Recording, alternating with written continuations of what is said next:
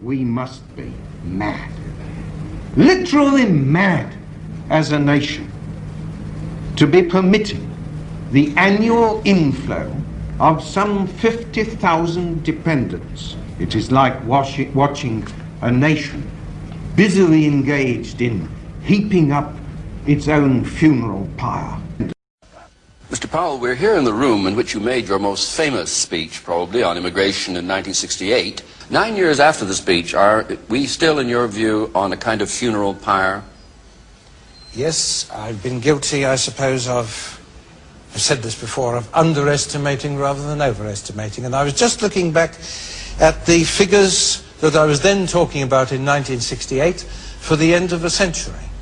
Do you know, my estimates, which were regarded with such ridicule then and denounced by all the academics, forgive me, they are less than the official estimate which the Franks report at the beginning of this year offered.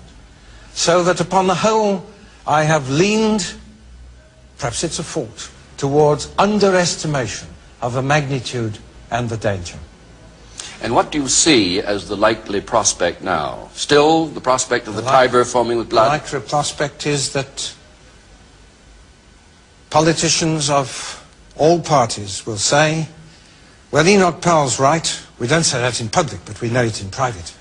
Enoch Powell's right, and it will no doubt develop as he says.